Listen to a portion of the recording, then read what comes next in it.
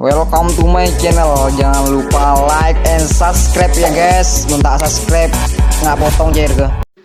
Bismillahirrahmanirrahim. Assalamualaikum warahmatullahi wabarakatuh. Alhamdulillahirabbil alamin.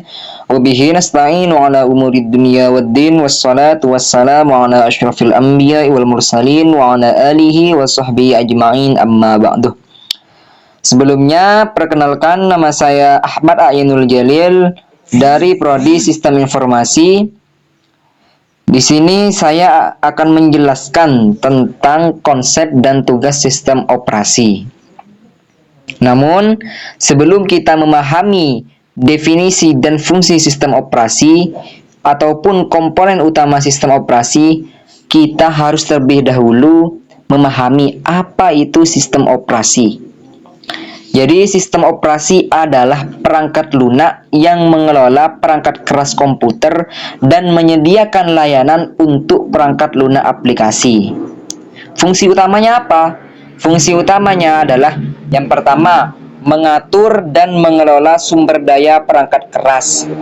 Yang kedua, menyediakan antarmuka untuk pengguna dan aplikasi. Jadi, ketika sudah paham tentang apa itu sistem operasi, barulah kita lanjut ke fungsi utama sistem operasi. Fungsinya ada banyak. Yang pertama ada manajemen proses, yaitu berfungsi mengelola eksekusi program termasuk penjadwalan proses dan multitasking. Komponennya apa? Komponennya ada proses, ada thread, ada penjadwalan, ada sinkronisasi. Kemudian yang kedua ada manajemen memori. Fungsinya mengelola alokasi dan pembebasan memori untuk aplikasi dan sistem. Komponennya adalah memori utama atau biasa kita sebut RAM, paging, dan segmentasi. Terus yang ketiga ada manajemen berkas yang berfungsi mengatur penyimpanan, pengambilan, dan pengorganisasian data di media penyimpanan. Terus yang keempat ada manajemen perangkat yang fungsinya adalah mengelola perangkat keras seperti printer, keyboard, dan disk drive melalui drive perangkat. Terus komponennya apa? Komponennya ada drive perangkat, ada controller perangkat. Terus yang terakhir ada antarmuka pengguna yang berfungsi menyediakan antarmuka grafis atau GUI atau baris perintah atau yang bisa kita sebut CLI untuk interaksi pengguna. Yang mana komponennya ada desktop, ada jendela, ada menu terminal. Jadi, itu saja fungsi utama sistem operasi. Terus, kita lanjut ke jenis-jenis sistem operasi. Jenis-jenisnya itu ada banyak, ada 4 kalau nggak salah. Yang pertama ada sistem operasi desktop. Contohnya ada Windows, ada MacOS, ada Linux. Yang mana fitur yang ada di Windows ataupun MacOS atau Linux ini ada antarmuka grafis, ada manajemen aplikasi dan perangkat, dan dukungan multitasking. Terus jenis yang kedua ada sistem operasi server. Contohnya seperti Windows Server, Linux Server, ataupun Unix. Yang mana fitur-fitur di dalam mereka itu ada pengelolaan jaringan, ada virtualisasi, ada keamanan tingkat tinggi, ada manajemen data. Terus jenis yang ketiga ada sistem operasi mobile. Contohnya ada Android ataupun iOS dan iOS.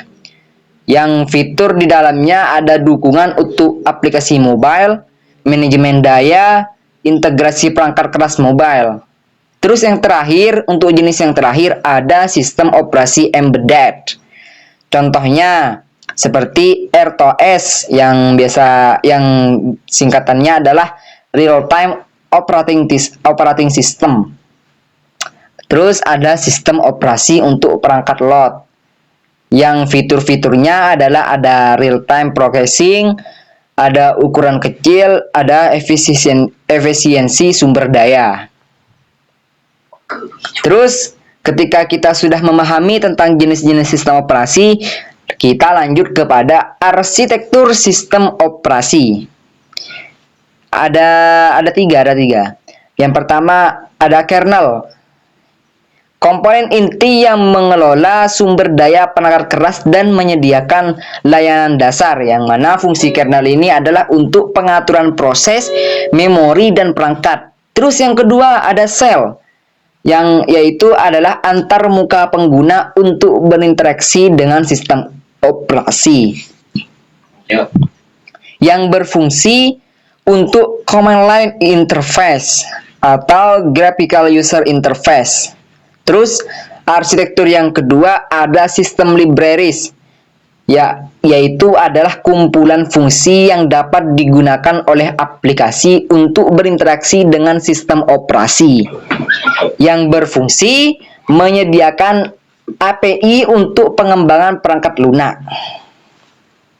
Terus lanjut ke pembahasan selanjutnya, yaitu ada konsep manajemen proses. Ada tiga. Yang pertama ada proses dan thread. Apa itu proses? Proses adalah program yang sedang dieksekusi memiliki ruang memori terpisah. Sedangkan thread adalah unit eksekusi terkecil dalam proses berbagi ruang memori. Terus yang kedua ada penjadwalan proses.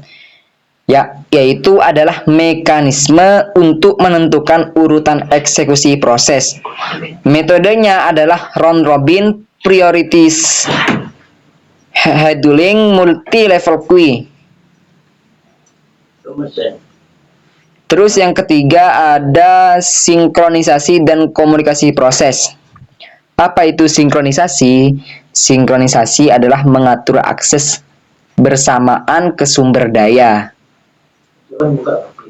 IPC, yang yaitu singkatan dari Inter-Process Communication, metode untuk komunikasi antar proses. Terus lanjut ke pembahasan selanjutnya, yaitu ada konsep manajemen memori. Yang pertama ada virtual memory. Apa itu? Yaitu teknik untuk memberikan ilusi memori besar dengan menggunakan memori disk. Fungsinya apa? Fungsinya adalah mengoptimalkan penggunaan memori. Yang kedua ada pegging dan segmentasi. Pegging adalah pembagian memori menjadi blok kecil atau yang bisa kita sebut pegs.